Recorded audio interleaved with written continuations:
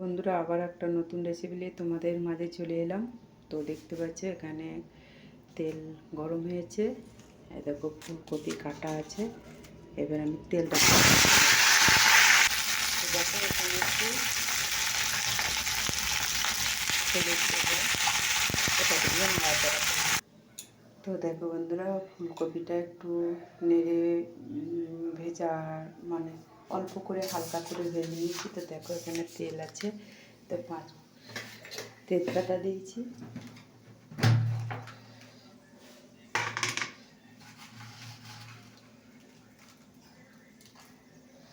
দেখো 5 ফোড়ন দিয়ে দিলাম। দেখতে পাচ্ছ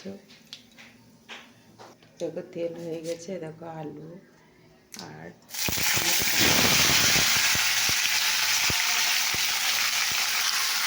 নেড়ে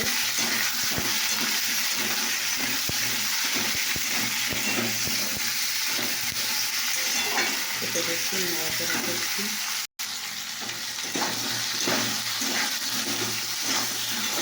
দেখতে পাচ্ছি নুন হলুদ একটু দিয়ে নাড়াচাড়া করছি।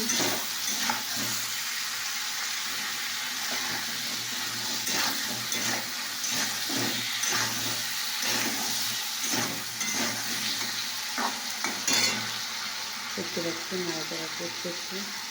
তো তারপর কোনো আদা রসুন পেস্ট দিয়ে দিয়েছি, আর প্রথমে থেকে জিরে দিয়ে দিলাম, জিরে গুঁড়ো,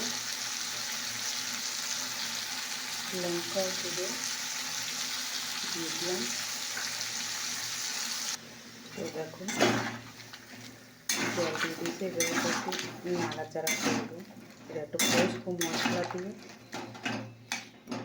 এটাকে কষতে হবে। তো দেখো বন্ধুরা দেখা হচ্ছে, দেখতে পাচ্ছি। এবার আমি ফুলকপিটা করলাম। তো দেখো আমি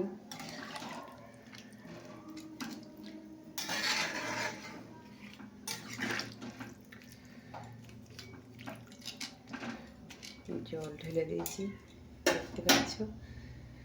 তো এবার একটু সেদ্ধ হোক। তো চলো বন্ধুরা দেখি ওর রেসিপিটা। দেখতে পাচ্ছ কত সুন্দর একটা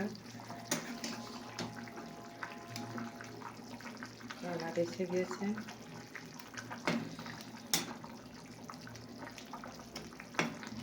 একটুখানি সেদ্ধ হলেই এই রেসিপিটা হয়ে যাবে। তো প্রথমে আর কি আবার তোমাদের যারা দেখোনি তাদের লেগে বলছি, ফুলকপিটাকে কেটেছি মাঝারি সাইজ করে কেটেছি, খুব বড়ও নয় খুব ছোটও নয়, মাঝারি সাইজ করে কেটেছি।